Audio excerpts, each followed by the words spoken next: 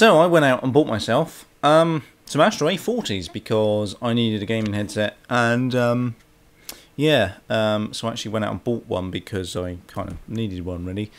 So what I thought I'd do is I'd kind of do like a kind of a review really of these, and then kind of go from there really, and sort of talk a bit about my experiences with it and what I think of them and things like that. But first of all, we'll take a closer look and actually see what you get and how it kind of works. So these are the Astro A40's 2013 version even. And yeah, they're insanely good. 7.1 surround sound headphones with a mix out, which we'll get to in a minute. I shall get that out of the way for a minute because we don't really need to worry about that. So these are the actual headphones themselves. Let's get rid of that one for a minute as well.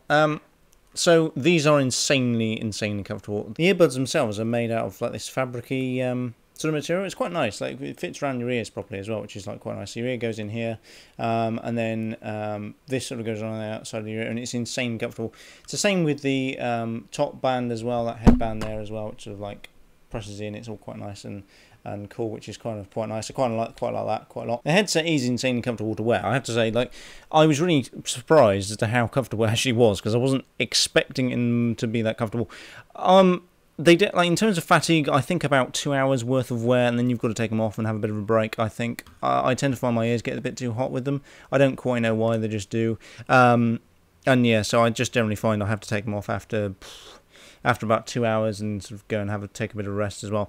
So we've also got speaker tags, which are quite cool. I don't know what most of you already know about Astro A40s. Speaker tags actually come off, so I can change these for MOG ones and stuff like that. And also the mic boom is detachable, and you can put it pretty much wherever the hell you want. I can put it there if I wanted to. I can take that one off, and I can take that one off, and I can also then put it over here as well if I wanted to as well, which is quite cool. So that means I can put it on either side of my head. I kind of quite like it in that orientation, so that the microphone boom is on my right hand side. In terms of the actual build quality of the thing, it's insane. It's built quite well, but there's a bit of flex in the headphones there a bit, which is quite cool. It means that like when they sit on your head, they don't sort of you can move them around a bit. They're not so like rigid and stuff, which is quite cool. Obviously the the cups themselves actually turn and twizzle, and that's quite cool. The only thing I don't like about them is that the speaker tags are fingerprint magnets. Like I can put my fingerprints all over it, and it looks bloody awful. And it scratches really easy. That's my only downside to it. I've sort of found at the moment. The other thing that I mean, you'll find this is different between these and the 2010 version, I think, or the 2012. Well, the one previous to this, anyway, the version 2s, is that the cable is actually plug-inable, so it's sort of detachable. So with these ones, you actually just plug them straight into there, which is kind of quite cool, because it means it's really easy to replace. Now, the trouble I find with these is that I generally catch this on something. So it'll catch on my clothing or something like that, because it's got the mute switch in there as well.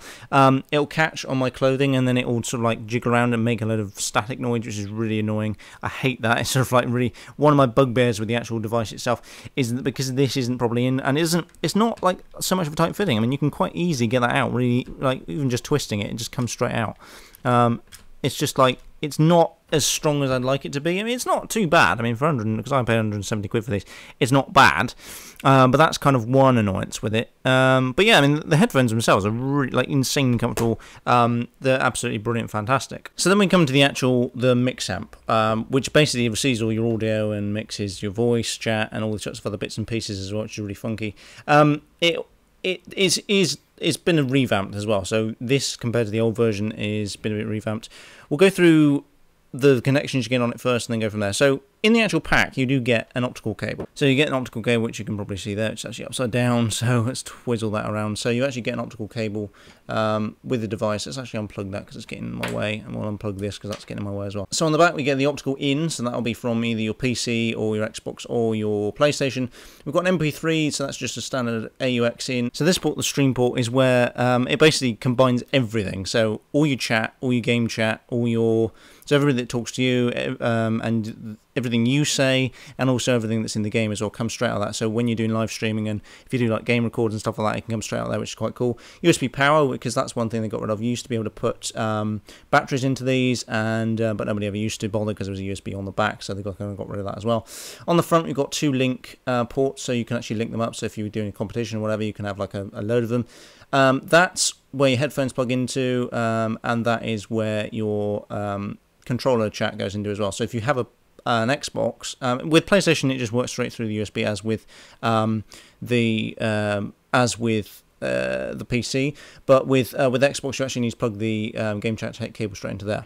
So we'll just give it some USB loving up in this trucker. So one of the new things with the new Astro A40, the 2013 version, is the EQ modes that you get. So we've got, obviously we've got standard Dolby surround thing there.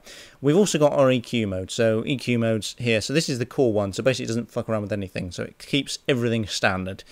That one there is for music and video, music and movies. I don't generally use that one because it accentuates bass a lot and it makes things very, very bassy. I don't really like that. That one there is for sport, so that is for your if you're playing FIFA or Mandem or whatever else. There's like other sporty games. Racing games maybe as well. It like kind of adds a bit of echo. It's a bit weird. It's quite funky, but it's like, meh, I'm not really interested. Top left is well, Pro is the Pro mode, so it accentuates gun noises and accentuates footsteps as well. So if you're playing something like Modern Warfare 3, it's really good for that. And I don't, to be fair, I don't generally use that because I'm not like a massive multiplayer gamer, but that's like quite good for say accentuating gun noises and footsteps. And then we're back to core mode, which is top right, which is obviously say doesn't piss around with anything, which is quite cool. Main volume rocker here, which is quite good. Quite like that. One thing I have noticed with it as well is it seems to like do mixing as well in some weird way. If you sort of like change it a little bit, there's seems to be like stereo seems to change, like balancing between the two sides seems to change slightly when you change the audio, which is really like change volumes, which is really odd. And then we've got the game and voice mix. So we've got so if you turn this up more, then you get more voice. If you turn that down, you get more game. So that's just like essentially it. And in the middle, you just get a bit of both, which is quite cool. So that's kind of it, really. Right. So overall, these headphones are really, really rather good. The only thing to do is obviously test the microphone quality, which you can hear now.